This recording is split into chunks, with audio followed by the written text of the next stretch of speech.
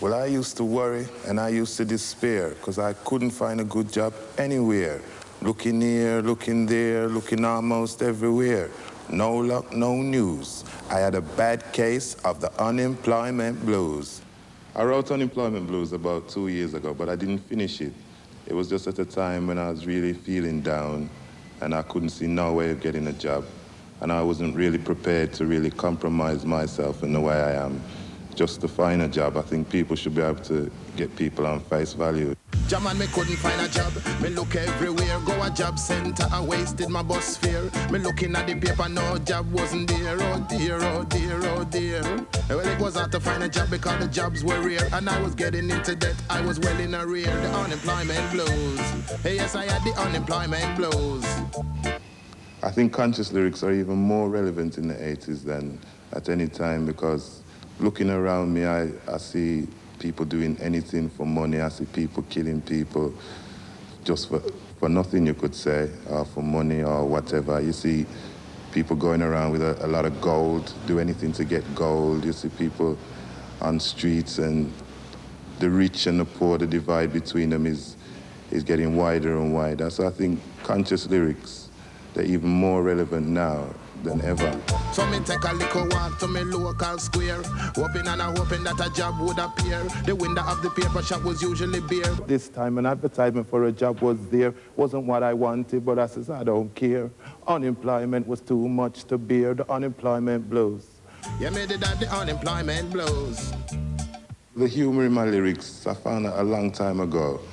If you're saying to somebody, do this and do that, sometimes they won't listen to you. They'll just cut off. If they know that they're not doing right, they'll just cut off. But if you put it in a humorous way, they'll laugh, and then they tend to think. Well, them reply after a month, but it seemed like a year. Interview day come, me say, what me going wear? Not the old-fashioned suit with the trousers flare. We put on a crisp suit, some real nice gear. Me look sweeter than a chocolate eclair. I walked to the place like I was walking on air, unemployment blues. But still I had the unemployment blues.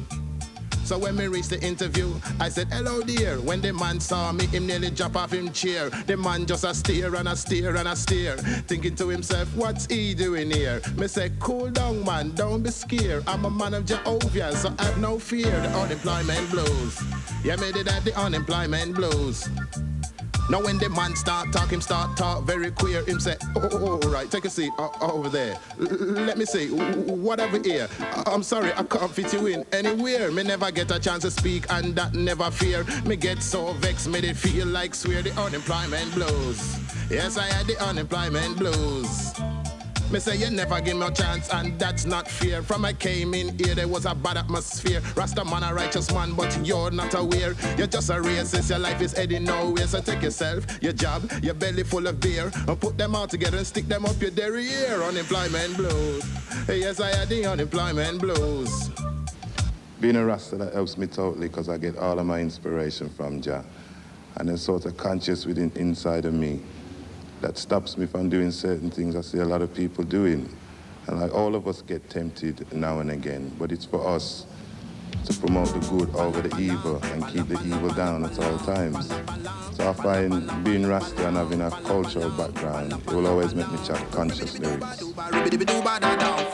Looks are deceiving, you better take care. Things you think you see ain't necessarily there. Don't judge a book by its cover, or people by their color. Thinking like that ain't gonna get you nowhere. That's one thing I try to do with my lyrics. I try to make people think. And I think that's one step towards changing things. Some people judge people by the clothes that they wear. If you're thinking like that, you ain't going nowhere. When I go into a shop, the shop assistants stare. While I'm in the shop, they follow me everywhere. While I'm trying on my clothes, they stay very near. Just because I'm big and black and got my dreadlocks there. And there's a little white girl in there with ribbons in her hair. She looks so innocent, holding that teddy bear. They were watching me, but they were not aware. She stolen off a shop and hidden it in her underwear. Come now!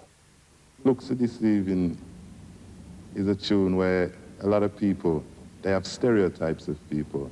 And as they see somebody, they think they know how you act and what you're gonna do, just because they read about certain people in the papers and things, and they don't come into contact with, say, black people.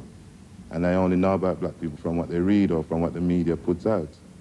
And so looks at this evening is trying to tell people, well, everybody is different, even me and my brother is different, you know what I mean?